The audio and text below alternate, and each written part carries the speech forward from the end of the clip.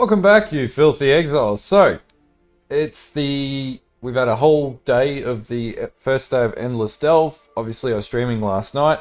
I did play a little bit this afternoon, and I have it to depth 145. And I'm currently at level 83. You would have seen in the B-roll.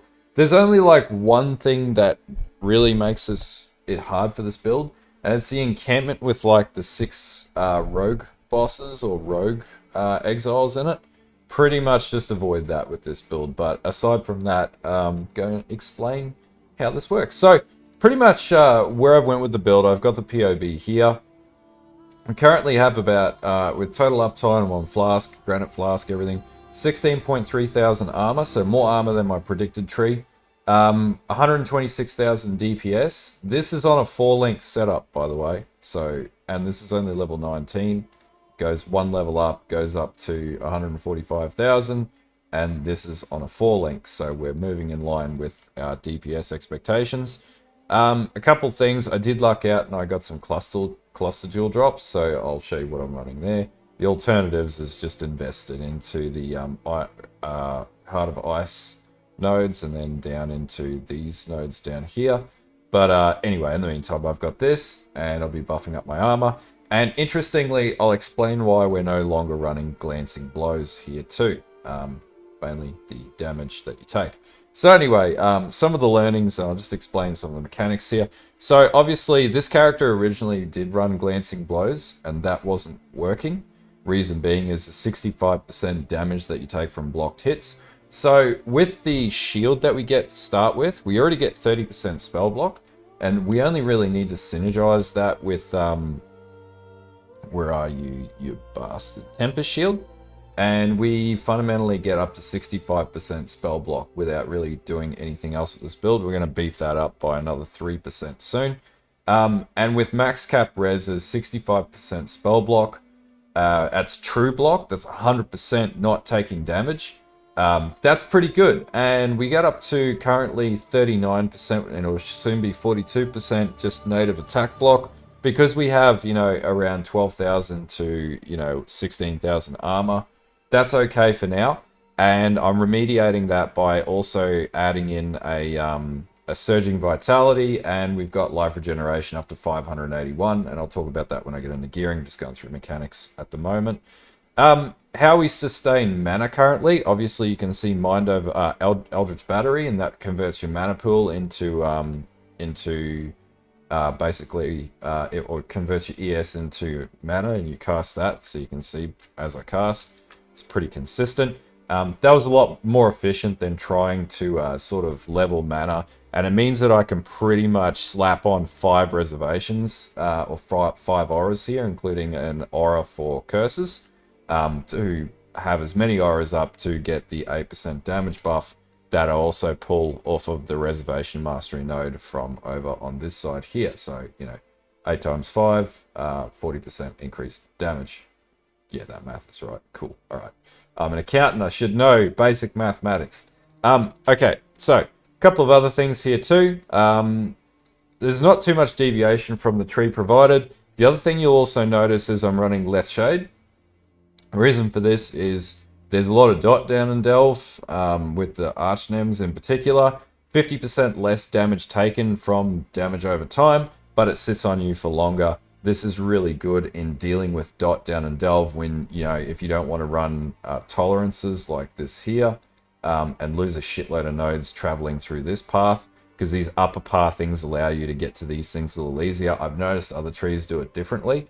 This is working really well currently, and I'm pushing down a 140, 145 Delve. We'll be at 181 soon, and then we'll be farming All's Uprisings. So, and we should be able to do at least 181 Alls as long as they don't have crazy mods. Outside of that, everything else is pretty kosher. And I guess we'll talk about gear-wise what I've done with that. The other thing I'll also note is the aura that I'm running or curse aura that I'm running is Enfeeble. As opposed to Frostbite. I have Frostbite set to cast just on my left click here. The reason why I'm running Enfeeble is the damage reduction. So not only have I got true block for spell, I've got, it'll be soon 42% block for attack. I have 16,000 armor. I'm going to have surging vitality and nearly 600 HP regen per second, which is all really good. And I'm freezing enemies and chilling enemies, which slows them down and or freezes them. On top of that, I'm also cursing them with Enfeeble, which means that they do less overall damage and have less accuracy in hitting me, which is pretty damn effective. And because we can run 2 curses, we do that and we can have Frostbite at the same time, which again increases freeze chance by 25%. The other thing that we do as the Occultist is we have Malediction, which slows enemies down as well and sort of hinders them as well and makes them susceptible to more damage. So a lot of mechanics sort of working here. Obviously, you were seeing at the start that I have Profane Bloom up now too, so enemies explode because I have a Curse Aura as well. Outside of that, we're running Tempest Shield, so we're shock immune, and we've got Defiance Banner up as well, so we have even more armor coming from that. Anyway, let's get into the gearing in the next section, and I'll show you and talk through what I've done to get this working. Okay, so gearing wise, so wand, I switched out the original item that was giving me frenzy charges just for like a really okay wand. Like, this wand is shit. Let's not sugarcoat this. It's shit. But it gives me 15% chance to freeze, 37% spell damage, and 38% cold damage. So if you get a +1 on this, even better. For now, this is doing the job, and this is obviously a upgrade that I'm going to be looking for. Helm, I'm running a Prophet Crown because it gives me Energy Shield and Armor, which are the 2 attributes I want. And I still need to have Energy Shield so I can get my my Eldritch battery up and running and sustain my ES pool. On this currently, I'm not running any resistances or anything like that. Try and get stun and block recovery if you can, because we are running a somewhat max block, but focused on dexterity and armor and ES on this item. And I know it's shit, it's got no health on it. I'm going to change that soon when I find a better item, because obviously this is SSF. Amulet, resistances, and life currently, but as soon as I can get an All's Uprising, this will be an All's Uprising. It'll most likely, I'll try and target farm a Malevolence roll, or if in failing that, Grace, which will give me more defense. Now, Remnant of the Empire, keep this shield. It gets you to almost max spell block. And that's really useful because it means you just have to focus on armor and physical defense, and every time I do videos my nose goes off.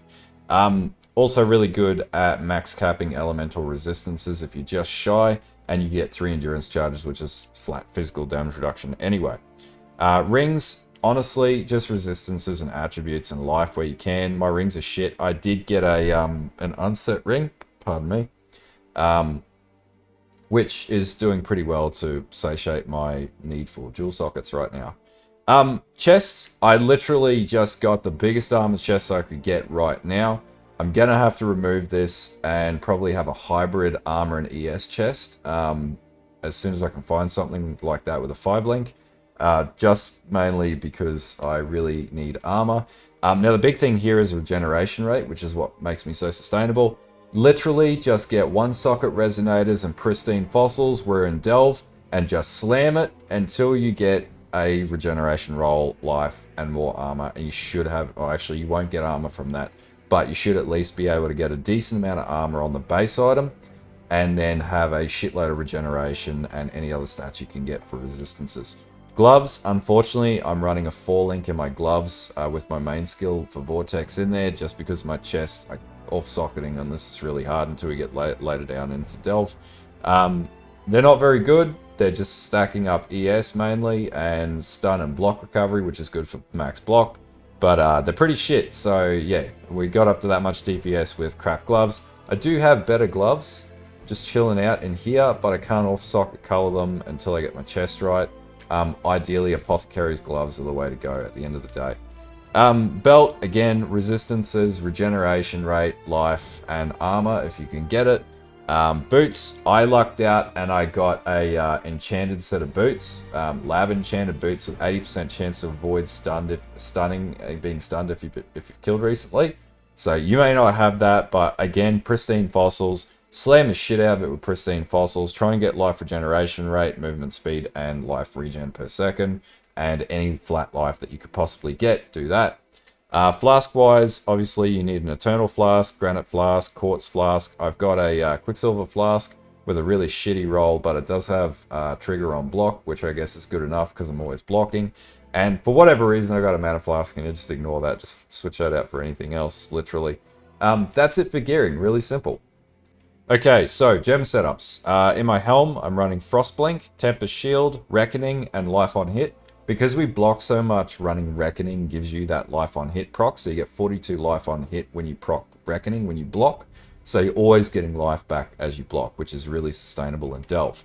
And then in my wand, I'm running Controlled Destruction, Cold Snap, and Bone Chill. There's an argument to say I could run Hypothermia, but I get okay damage, 15,000 tooltip DPS with that, so it's pretty good right now. And then in my shield, I'm running Blasphemy and Feeble and just Frostbomb as it is. I'd rather have Spell Cascade, but I can't fit that anywhere right now, so it's a little frustrating. In my unset ring, I've just got Frostbite, so I'm just self-casting that for extra damage. In my chest, cast when damage taken, Molten Shell, Summon Golem, and Enduring Cry. And you'd be surprised Enduring Cry really saves your ass down in Delve a fair bit when you're playing this type of character. And then in my gloves, I've got in my main skill setup Vortex, Controlled Destruction, Swift Affliction, and Hypothermia. And the next gem I'll add on a 5-link will be Cruelty. And then finally in my boots, I've got Defiance Banner, Determination, and Vitality. I'm just maxing all those auras out to get as much as I can out of them. Obviously 581 life regeneration is really good to have. Anyway, that's it for gem setup, so not too hard. And this is a 4-link, it gets really good DPS. So yeah, anyway, I'll go through the tree. Okay, tree setup.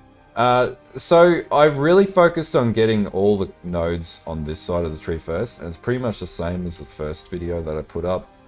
Except no glancing blows, and I've taken the shield mastery here. I think I had that and the block chance, the attack block instead of the spell block, because we're going to max spell block out very soon anyway.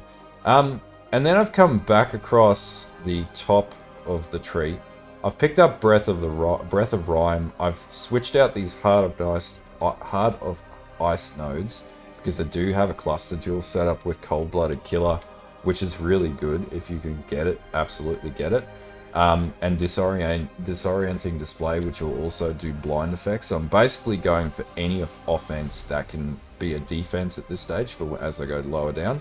I do have Eldritch Battery, which is really useful, so I can max out my auras. And I'll be using Surging Vitality, and I'll also be adding in an armor cluster with Second Skin, so I get 30% increased armor and 3% attack and spell block, which, you know, adds to true block. So that's my next upgrade, and I'll get that by like level 90. I'll have that active, and I'm already level 83, so 7 levels away. And then I've come down and picked up Influence. I do have Arcane Sanctuary because it gives you the 25% chance to avoid being stunned, which means with the boots, as long as I kill, I have 100% stun immunity. So I don't need to worry about that anymore. 25% chance to avoid elemental ailments, and then as I come down I have Less Shade, which means if I do get hit with an ailment, it does 50% reduced damage, and also off this node here, 10% reduced damage from damage over time. So pretty much dot and ailments, they still damage me to a considerable amount, but nowhere near if I didn't have that. I'm not as exposed.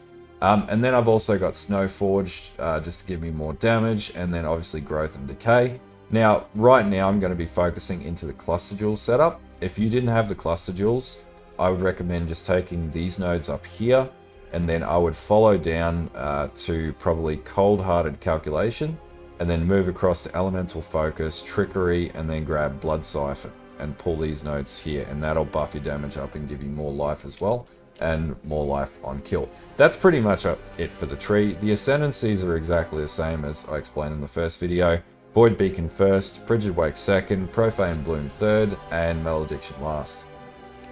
So that's it for the build. I'll put a POB in the description, which is going to be this one here. I'm obviously going to be playing this on stream a little later tonight. I thought I'd get a video out before I hop on stream because everyone will have queries and whatever, and you know, some people might be getting stuck, and this is how to dislodge that.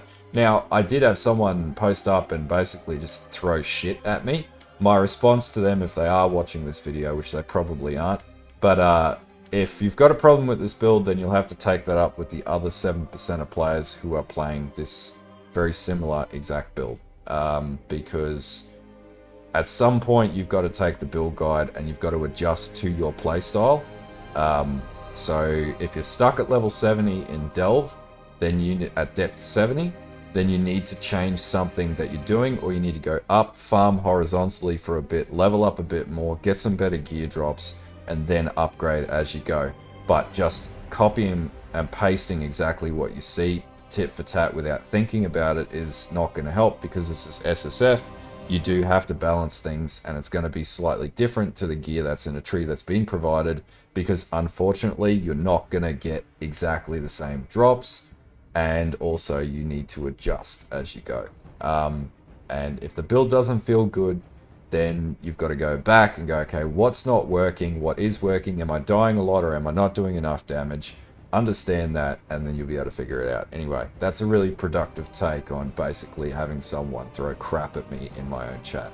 But anyway, until next time, have a good one. I'll be streaming later on. There'll be a update video probably tomorrow night, or probably each night as I get further down. I'll be at Delve depth level 181 tonight, so we're going to be looking for alls. And then once we get alls uprising that I like, then I'm going to push down to probably 600, because I reckon this build will have no issues getting down there. Anyway, enjoy your night, and bye.